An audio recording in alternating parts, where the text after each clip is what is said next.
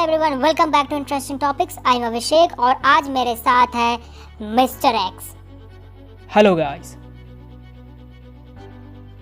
आज हम लोग एक ऐसे टॉपिक पर बात करने के लिए जा रहे हैं जो इतना इम्पोर्टेंट है कि यकीन मानिए उसके बिना हमारे अर्थ में लाइफ पॉसिबल ही नहीं होता। लेकिन इतना इम्पोर्टेंट होने के बावजूद बहुत ही कम लोग इसके बारे में जानते हैं। हम लोग बात कर रहे हैं वैन एलन रेडिएशन बेल्ट के बारे में। इस वीडियो के बाद आप वैन एलन बेल्ट के बारे में काफ़ी कुछ जान जाएंगे, तो जल्दी से स्टार्ट करते हैं। आप सबको जैसे पता ही है कि हमारे स्पेस यानी अंतरिक्ष में हजारों मिस्टीरियस चीज़ें प्रेजेंट हैं। उसी में से एक है वैन एलन बेल्ट। अब मैं मिस्टर एक्स को बुलाना चाहूँगा ताकि वे हमें वैन एलन बेल्ट के बारे में पूरे डिटेल से बता पाए। Mister x, please come forward.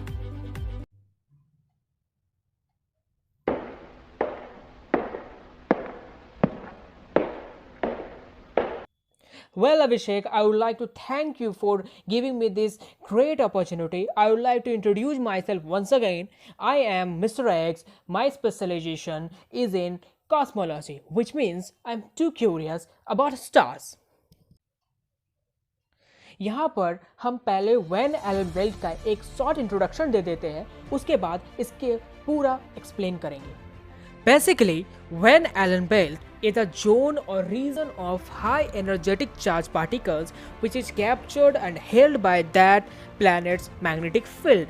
Which means, in easy language, Van Allen belt किसी भी planet के चारों तरफ present उस region या उस क्षेत्र को कहते हैं जहां पर high energetic charged particles फंसे हुए होते उस planet के magnetic field के कारण। ये तो रहा बेसिक डेफिनेशन, लेकिन जो पार्टिकल्स वहाँ फंसे हुए हैं वो कौन से पार्टिकल्स हैं, वो वहाँ कैसे आ गए, वैन एलन बेल्ट कैसे बनते हैं, इनकी डिस्कवरी कब हुई, किसने की, और अगर वैन एलन बेल्ट किसी तरह डिस्ट्रॉय हो जाए तो हमारा लाइफ में क्या इम्पैक्ट बढ़ेगा, ये सब आपको वीडियो के साथ साथ पता चलते जाएगा। लेकिन आगे बढ़ने से पहले हमें 2-3 टर्म को अच्छे से समझना पड़ेगा ये सब चीज़ जानने के लिए, तो पहले वो समझ लेते हैं। हम लोग शुरुआत करते हैं मैग्नेटोस्फीयर के साथ। हम लोग जानते हैं कि जब भी कोई बॉडी मोशन में रहती है तो वो अपने चारों तरफ मैग्नेटिक फील्ड प्रोड्यूस करती है। ठीक इसी तरह हमारा अर्थ भी हमेशा मोशन में रहता है, जिसके कारण इसके चारों तरफ एक मैग्नेटिक फील्ड डेवलप हो गई है, और अर्थ के वो रीजन जहाँ पर ये फील्ड प्रेजेंट है इसे मैग्नेटोस्फीयर कहते हैं। अब हम लोग जानते हैं दूसरे टर्म यानी सोलर विंड के बारे में। Solar wind basically group of charge particles है जो कि सन के अपर एटमॉस्फेयर से रिलीज होते हैं, जिसे कोरोना कहा जाता है। सन के अपर एटमॉस्फेयर को कोरोना कहा जाता है। इन चार्ज पार्टिकल्स में electron, protons and alpha particles होते हैं। सोलर विंड स्पेस में लगभग 500 से लेके 750 किलोमीटर पर आवर की स्पीड से ट्रैवल करता है। अब हम लोग बात करते हैं कॉस्मिक रेज के बारे में। कॉस्मिक रेज में high energy protons and nucleus होते हैं जो अप्रॉक्स स्पीड ऑफ लाइट यानी 3 × 10⁸ मीटर पर सेकेंड की स्पीड से स्पेस में ट्रैवल करते हैं। अब हम लोग पूरी बात को समझते हैं कि जब सोलर विंड या कॉस्मिक रेज अपने साथ हाई एनर्जेटिक चार्ज पार्टिकल्स को इतनी स्पीड से लेकर अर्थ के मैग्नेटोस्फीयर तक पहुंचती है तो अर्थ के मैग्नेटिक फील्ड के फोर्स के कारण वहीं पर फंस जाते हैं और अर्थ के चारों तरफ एक रीजन डेवलप करते हैं। उसी को वैन एलन बेल्ट कहते हैं। हमारे अर्थ के पास ऐसे 2 परमानेंट बेल्ट्स हैं और कभी कभी टेम्पररी बेल्ट्स बनते और टूटते रहते हैं। इन दोनों बेल्ट्स को इनर रेडिएशन बेल्ट और आउटर रेडिएशन बेल्ट कहते हैं, जो कि अर्थ के सरफेस से लगभग 640 किलोमीटर से लेकर 58,000 किलोमीटर की हाइट में मौजूद रहते हैं। और जो चार्ज पार्टिकल्स फंसे हुए होते हैं वो मोस्टली सोलर विंड के से ही पहुंचते हैं। अब हम लोग जानते हैं कि वैन एलन बेल्ट की इम्पोर्टेंस क्या है, और आखिर वीडियो के स्टार्टिंग में हम लोग ये क्यों बोल दिए थे कि अगर ये नहीं होता तो अर्थ में लाइफ एग्जिस्ट ही नहीं करता, कभी पॉसिबल ही नहीं होता।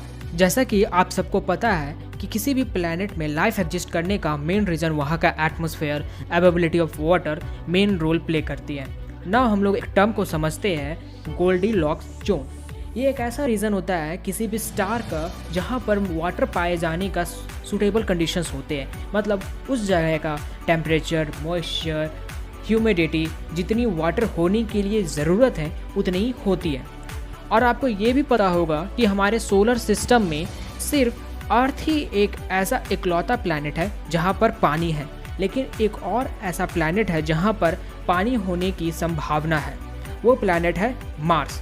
लेकिन ऐसा क्यों है कि सिर्फ यही दोनों प्लैनेट्स में पानी होने की पॉसिबिलिटी है या फिर पानी है?